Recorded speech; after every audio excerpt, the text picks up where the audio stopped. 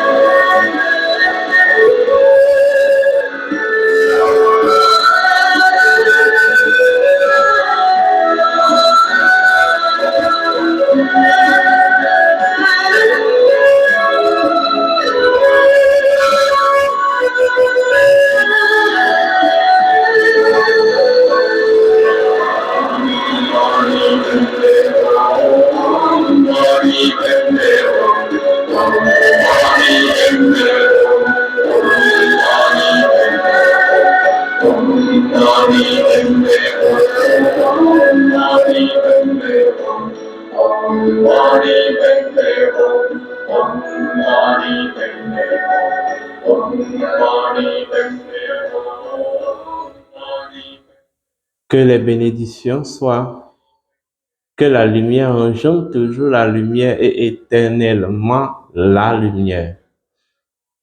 Bienvenue à notre nouvelle émission dont le thème s'intitule Voici la métaphysique du code ciel. Voici la métaphysique du code ciel. On m'appelle Sri Joseph Awandino, je suis instructeur spirituel, je suis métaphysicien, je suis dignitaire de la tradition hermétique. Alors, je demande à chacun et à tous qui ne se sont pas encore abonnés de bien vouloir s'abonner. Je vous demande tous, vous qui me suivez, de partager nos vidéos, likez les vidéos, partagez-les, publiez-les. Alors, je vais parler en langage hermétique, annoncer aux autres la bonne nouvelle.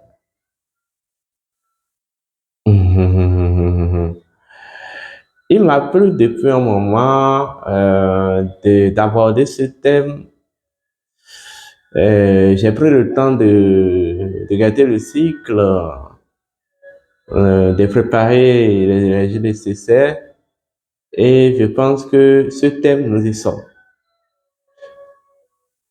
Au-delà de tout ce que on vous a dit, au-delà des appréhensions, voilà, que vous avez, au-delà de tout ce que vous verrez dans les livres, dans vos recherches, un peu partout, le ciel représente tout simplement une configuration d'initiation. Nous allons aller de façon simple.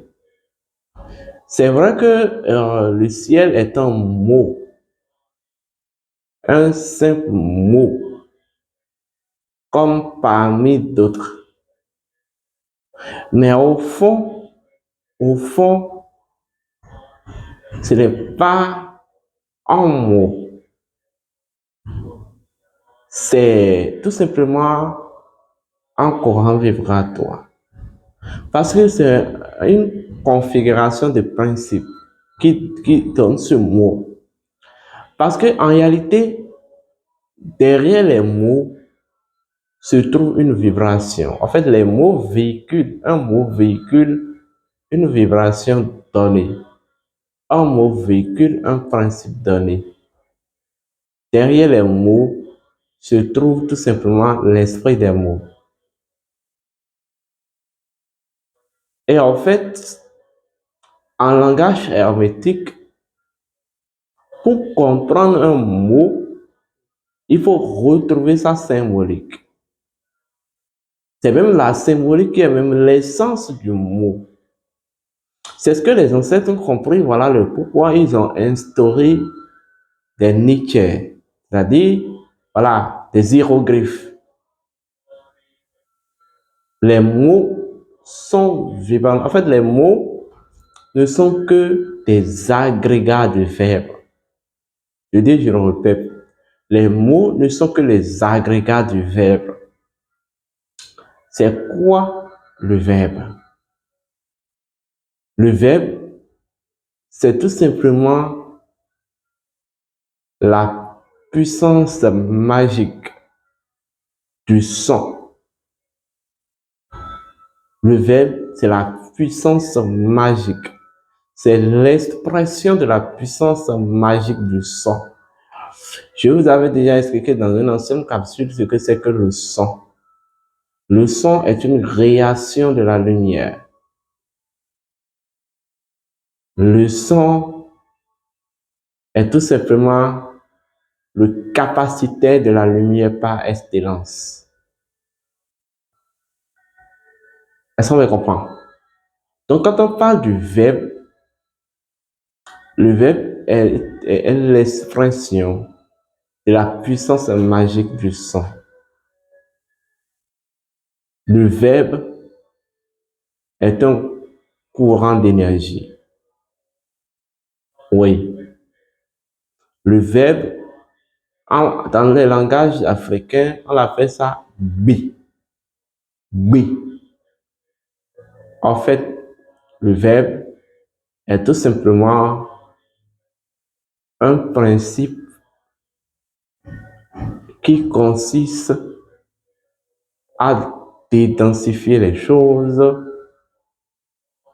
euh, les choses densifiées ou densifiables, et à, je vais dire, désubtiliser, ou je vais dire, densifier les choses qui étaient au préalable non densifiables ou indensifiables. Le verbe, en fait, est magique. Ça veut dire le verbe est innocent.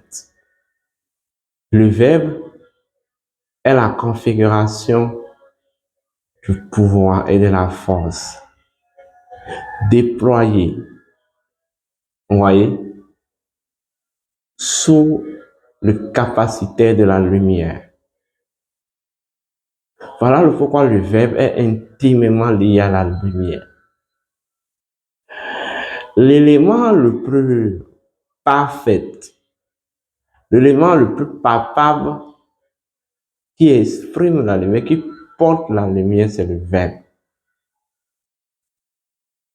Alors, allez comprendre la relation entre la langue et le verbe. Et allez comprendre pourquoi c'est la langue qui porte le verbe. Encore que,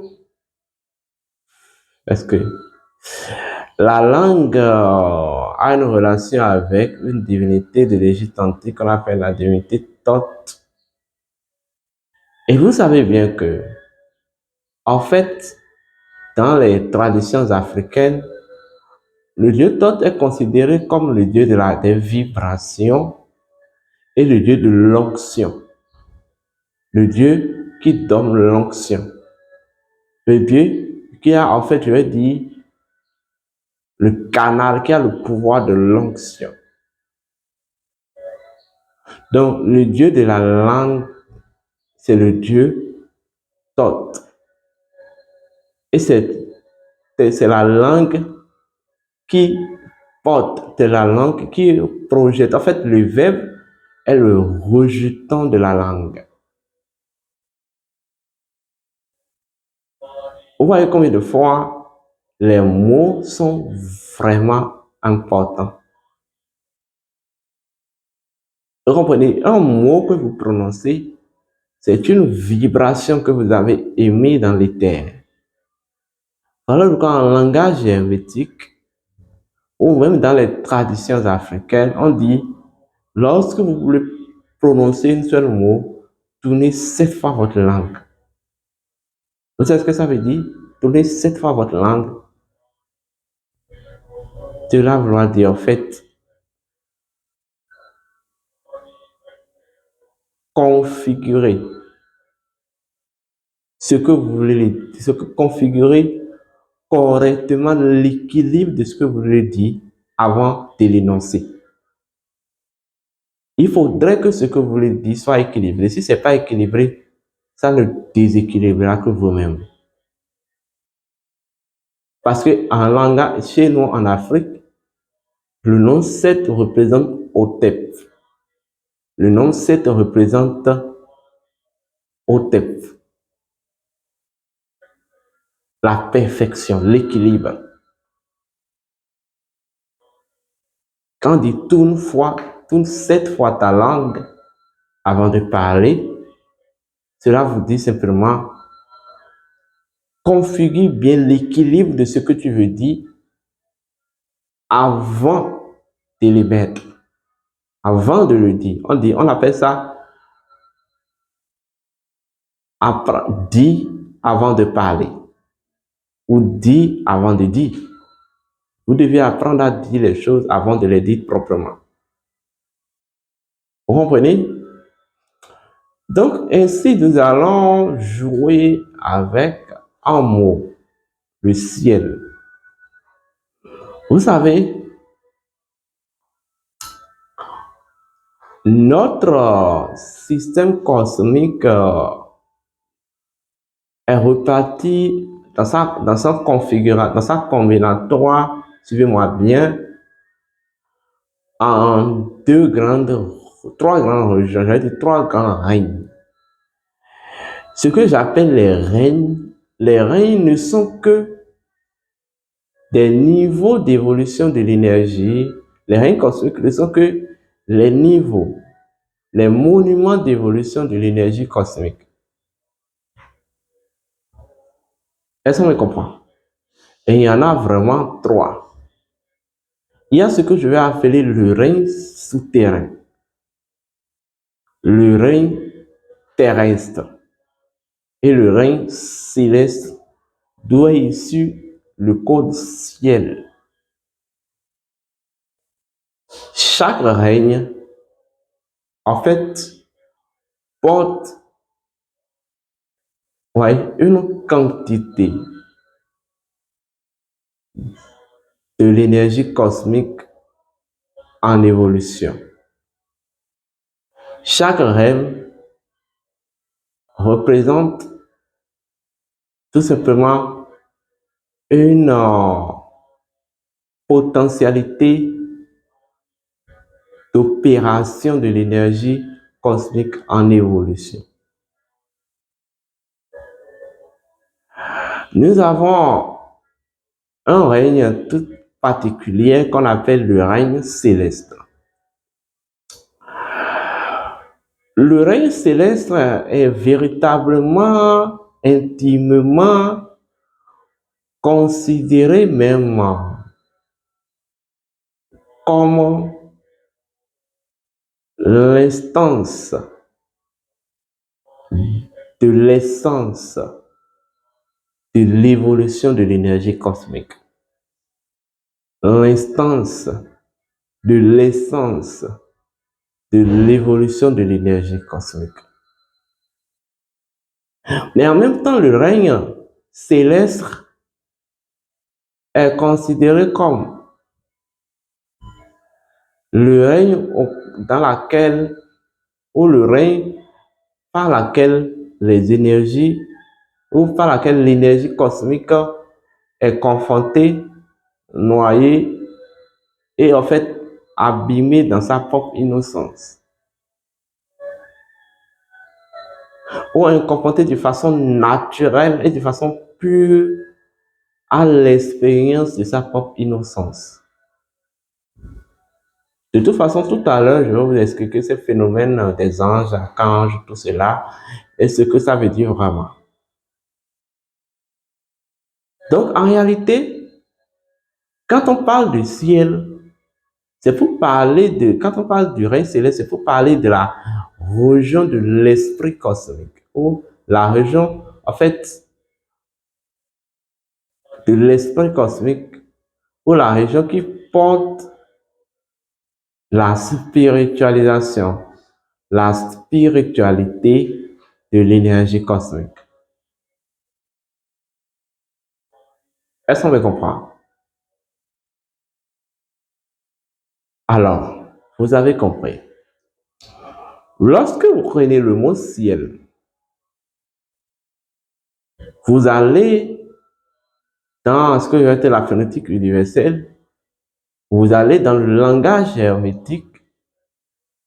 Ça se décompose en deux mots. Suivez-moi bien. Il y a ciel, mais en Égypte antique, ceux qui ont étudié les traditions africaines savent que quand on prend tel que c'est écrit le si, c'est une décomposition d'un ancien nom égyptien. Si, elle. En fait, Ike, elle. Ou elle, Ike. Je répète, si elle n'est qu'une décomposition, une déformation du mot Ike, elle. Ou elle, Ike. Alors, vous savez, tout le ciel symbolise l'immensité de la conscience cosmique. Tout le ciel symbolise l'immensité de la conscience cosmique. Le ciel est véritablement même considéré aussi comme un océan. Mais en fait, c'est le symbolisme étrange en fait, de toutes les potentialités de la conscience cosmique. Le ciel est le symbolisme étrange de toutes les potentialités encore innocentes de la conscience cosmique. Et lorsque on parle d'une potentialité, une potentialité chez nous en Afrique, un potentiel, une potentialité est considérée même comme une entité. Elle est considérée comme une énergie, mais qui a en fait un automatisme de récurrence, ou qui a une récurrence automatique. C'est un automatisme de récurrence. C'est-à-dire une énergie configurée, mais qui a un automatisme de récurrence. Une entité, c'est comme une unité de conscience. Voilà, une unité de conscience. Donc, en réalité, une entité est une potentialité. C'est une potentialité. Vous voyez, qui est sous la régence de sa source. Et on parle de quelle source ici? La cosmogonie ou la conscience cosmique. Est-ce qu'on me comprend? Ce que vous appelez vraiment des anges ou des archanges ne sont que tout simplement les fragments. Suivez-moi bien. Des fragments de lumière. Vous voyez? Les fragments de lumière de la conscience cosmique, cette lumière qui est portée en fait aux élites, cette lumière qui est dans le ciel. C'est cette lumière qui dispose encore de la totalité et de l'intégralité de ses potentialités. C'est ce que vous appelez un ange.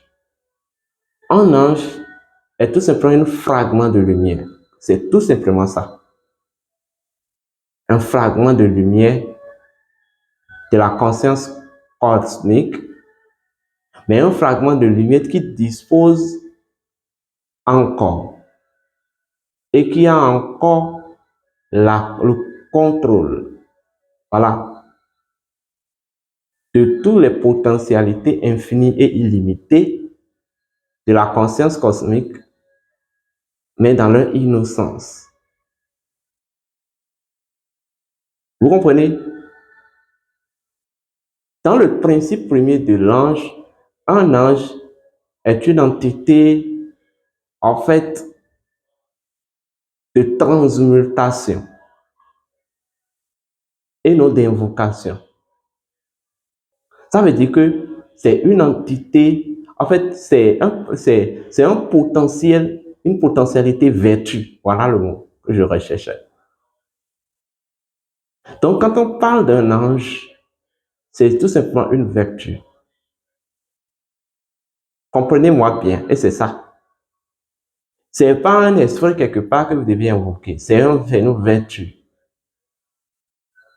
Alors, quand j'ai parlé de fragments de lumière, vous voyez, tout simplement c'est ça. Un ange ou des anges et archanges constituent ce que je vais appeler le corps céleste. Vous savez ce qu'on appelle le corps céleste? Le corps céleste, c'est ce que vous appelez l'œil d'Horus. C'est l'œil d'Horus qui incarne la totalité de la lumière de Ré, dans la lumière céleste ou la lumière de la conscience cosmique.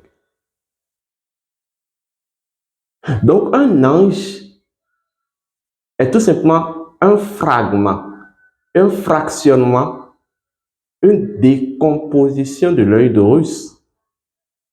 Et vous allez bien entendre que lorsque cette a décomposé l'œil d'Horus, il a décomposé en 2 morceaux, 4 morceaux, 16 morceaux, 8 morceaux, 32, 64, et 128, 256, 512, 1024, 2000, 2052, 4000, voilà, etc., etc. Vous voyez? Donc, en fait, c'est ça.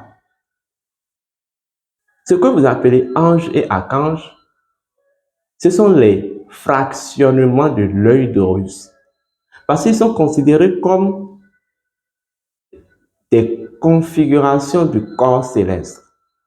Et le corps céleste, dans sa symbolique, c'est ça l'œil d'Horus. C'est-à-dire, en fait, ce canal, je veux dire, ce réceptacle qui, en fait, accumule, qui absorbe la lumière de Ré et qui la diffuse aux autres règnes.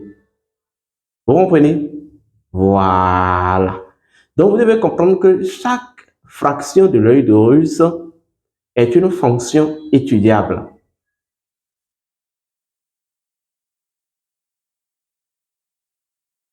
C'est une fonction étudiable. Un instant.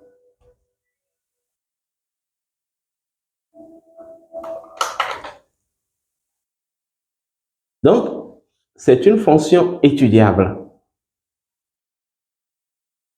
Vous voyez? C'est en fait tout simplement une vertu, c'est tout simplement une entité solaire, c'est tout simplement, je vais même dire, un rejeton du soleil. Voilà. Et vous devez comprendre que, en fait, la constitution, c'est la récupération de ces morceaux reconstitués qui forment encore, qui redonnent l'œil d'Horus, à l'exception d'un autre morceau précis qui n'a pas été retrouvé. Vous comprenez maintenant la symbolique des anges et archanges? Ce n'est pas des esprits qu'il faut invoquer. Euh, En fait, si vous allez perdre votre temps à invoquer ça, vaut mieux d'invoquer vos ancêtres. C'est du connerie, c'est du pipeau. Voilà comment les ancêtres égyptiens l'avaient connu. C'est des fractionnements de l'œil d'Horus. C'est des éléments configuratoires du corps céleste. Vous comprenez? Et vous devez savoir que l'œil d'Horus est en même temps le portail entre les reins célestes, souterrains et terrestres. Parce que, en fait, l'œil d'Horus est considéré comme le règne virtuel. C'est-à-dire, c'est-à-dire ce règne qui est dans la quatrième dimension et qui permet, un règne par laquelle les trois autres dimensions passent pour aller à la cinquième dimension, sixième et septième dimension. Vous comprenez? Et c'est ce que c'est que c'est ce que. En fait, c'est tout simplement ce que je vais vous dire des anges. Voilà, vous comprenez déjà ce que ça veut dire.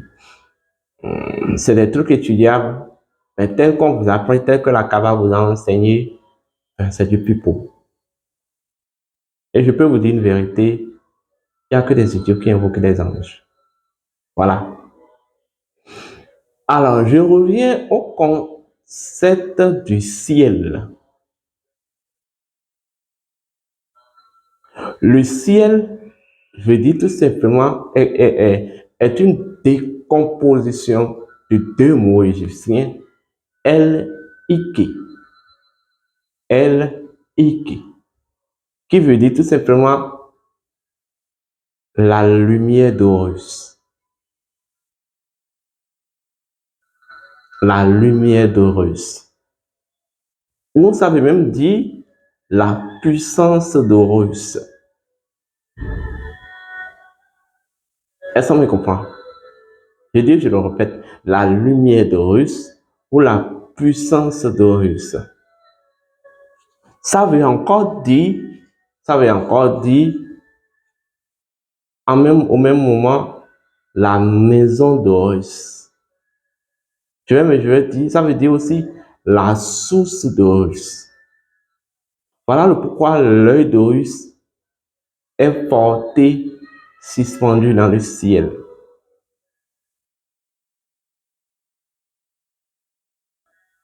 Est-ce qu'on me comprend?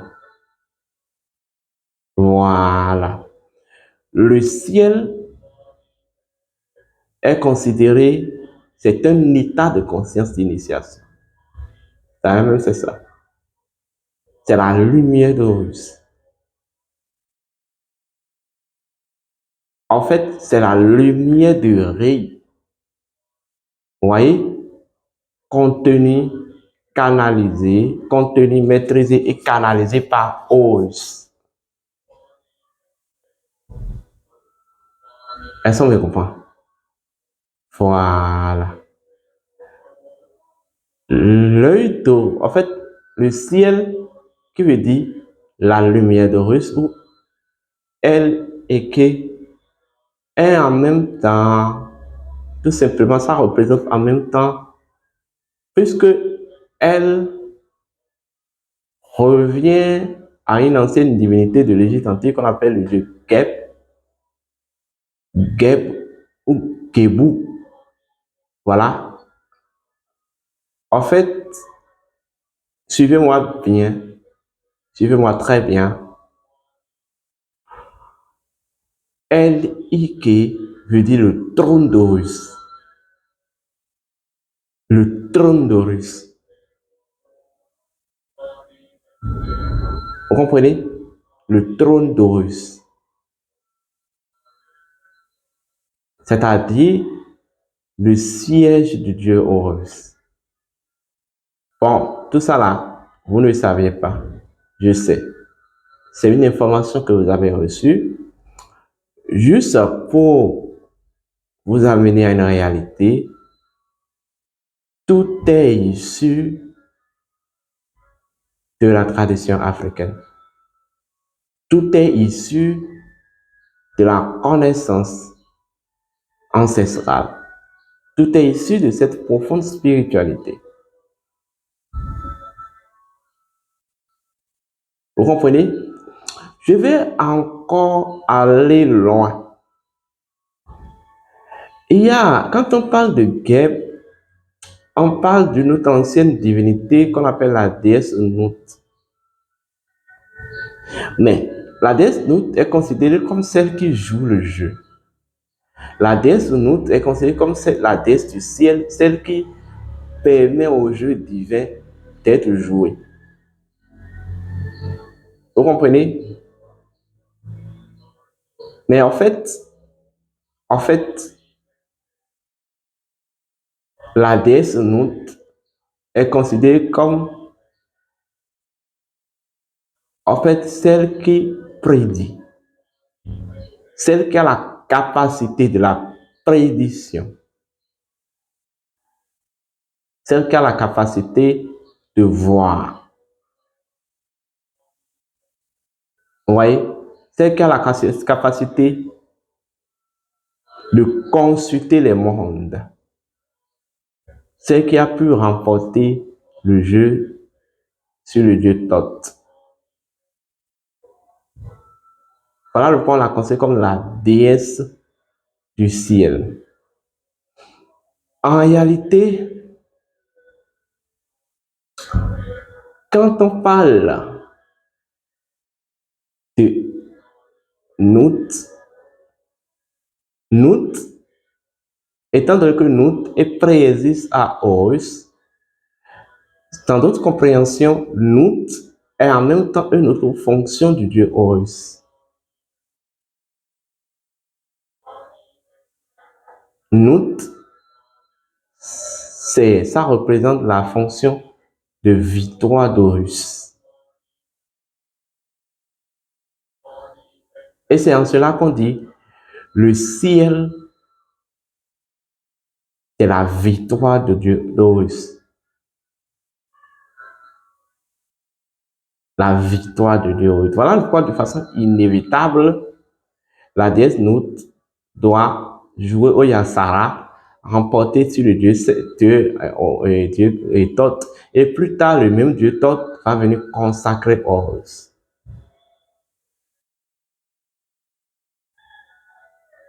Vous comprenez? Donc, le ciel est le symbolisme étrange du règne au rien. Le ciel est, je vais même dire, la mémoire de la victoire du dieu Horus. Le ciel représente la lumière du dieu Horus. Ceci étant dit, pour toute autre information complémentaire, composez le plus 229 68 53 96 60, le plus 229 et 66, le plus 229 90 00 53 33. Je vous demande de vous abonner à ma chaîne, partager mes vidéos, partagez-les et amener d'autres personnes à la source. D'ici là, portez-vous bien. Je vais vous dédier un peu cette musique.